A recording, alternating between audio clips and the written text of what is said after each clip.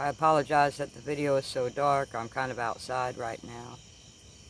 It's a little hot, a little warm in the house. Today is August 28th, 2021, and I lost my family today. So it's a hard day. It's a real hard day. I lost my family for his name's sake, as they've taken just about all they're going to take of listening to me. Prepare for exile.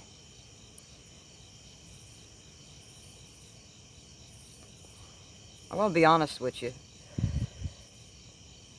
It's been building up for quite some time. You understand? Because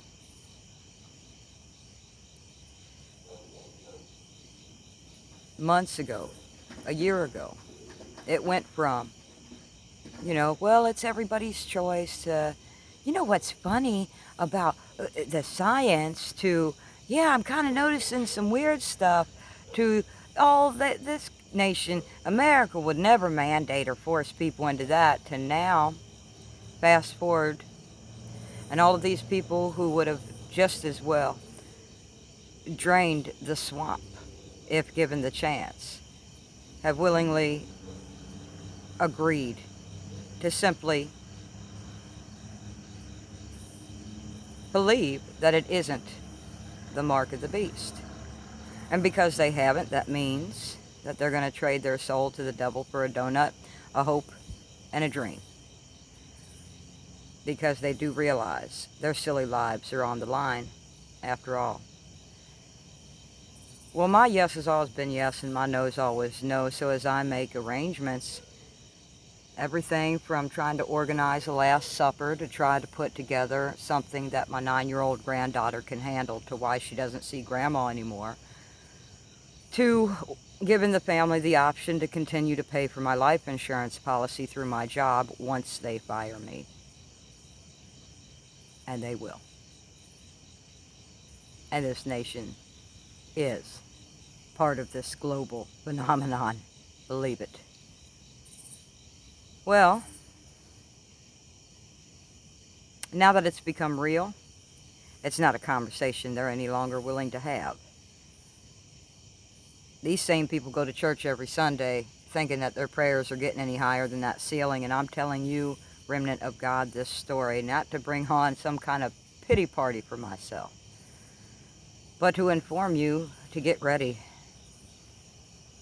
to not only lose your livelihood, lose the very people in your life that you love and care for the most. You understand? It got so heated in the exchange, indeed, that I was told to leave and not come back, and that they would call the cops on me if I didn't. I wasn't allowed to revisit my grandchild.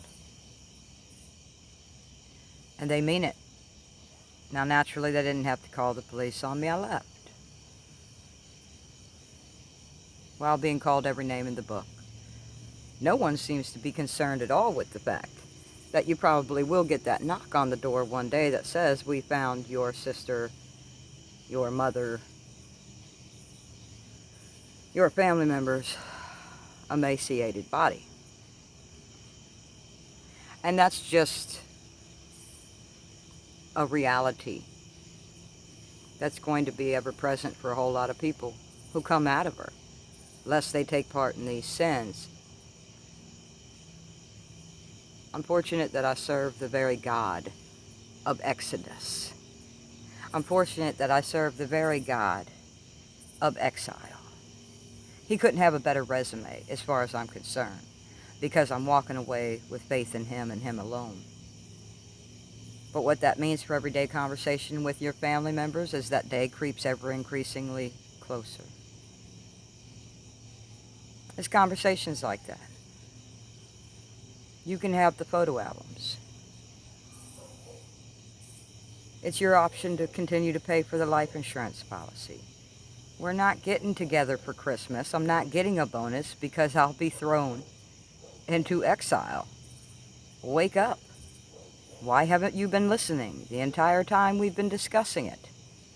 And you're going to watch the veins pop out on their forehead, and you're going to watch some kind of demonic hatred come through their very eyeballs in this subject, especially for the church people who have convinced themselves, A, they're getting out of here before they ever have to make a decision like that, and B, that it simply just isn't the trademark of any beast.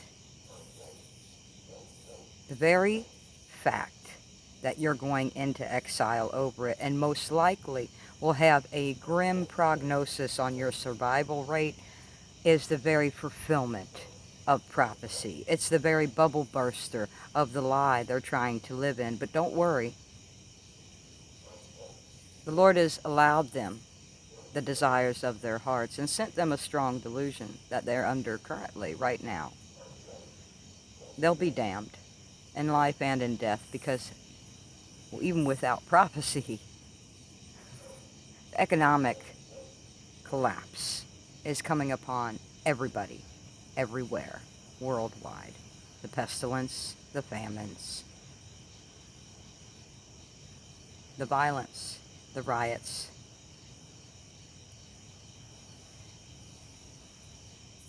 The electronic tracking and tracing and control grid. And no sooner do they roll up their sleeves for the 5th, 6th, 7th, 8th time and have done everything that this beastly system has asked them to trade their soul and do. Should they get sick, they'll be hazardous waste like the rest of us. Should they have had enough and said enough is enough, and they shall be thrown into exile with the rest of us. That devil is ready to stab you in the back because he's not one that can be trusted. He's a lot. He's a liar and a thief. And that's who you're believing for your normal back. That's who you're sacrificing your salvation for, to ensure your own silly lives. And today I lost my family. Not because I would ever refuse to see them again, but because they have refused the seeing of me again. In their eyes, they'll discount me as a family member who had gone crazy or mad, right?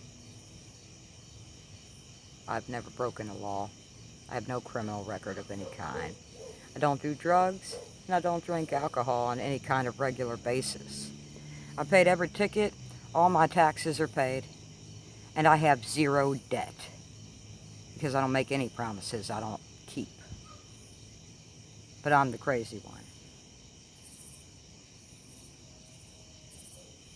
Right.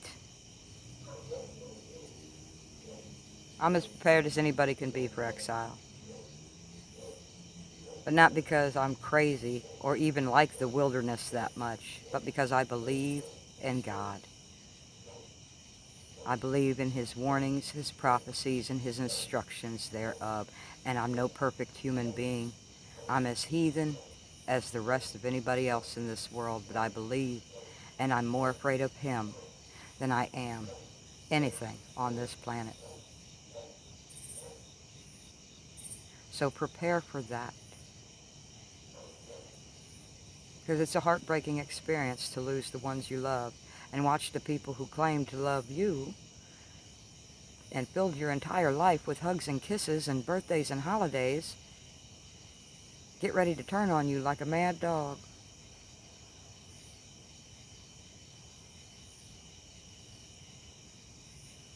Over truth. Well, it wouldn't be the first time somebody was crucified over truth.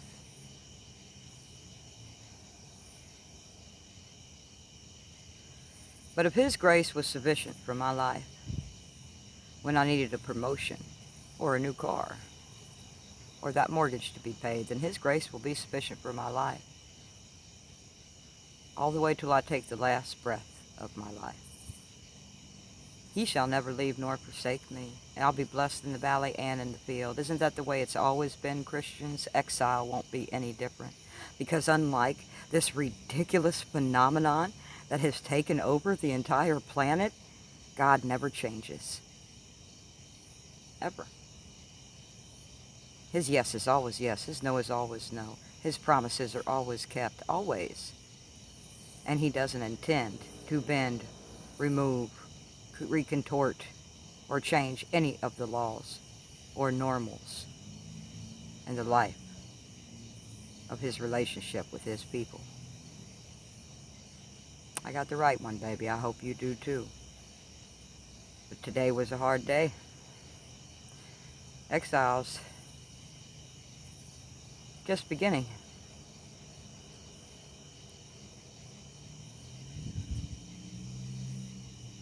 I'm not even going to be awarded, though I am going to try to say my final and last goodbyes to my family.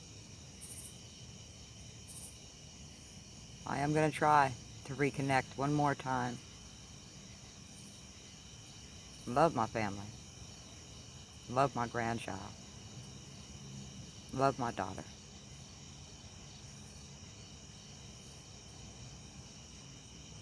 But they no longer love me. And they no longer love the truth. But it's better this way. I don't want to watch the damnation that's coming upon the people I love in life. It's going to hurt.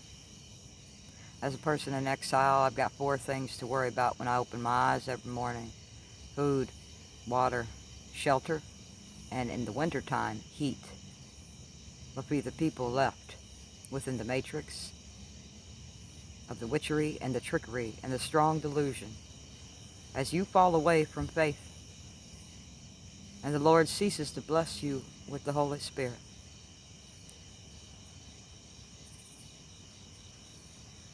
You're stuck with famine, shortages, hyperinflation, the inability to hold on to your personal properties, businesses, vehicle loans, being financially crippled, the inability to take care of yourselves and eat well and enjoy your holidays, and fall victim to the hand-over-fist, dog-eat-dog environment which is our cities and suburban areas, as everybody begins to fight for their own survival in all of this. But for those of you who are the remnant of God who are coming out of her, my people, and like me, you look at exile as really putting down the brick and picking up a feather, or as difficult as the challenges of exile will be, they got nothing compared to what it's going to be to survive the matrix that's upon us. God bless you. God bless me. God bless everybody in their journey. Until next time, everybody. Bye-bye.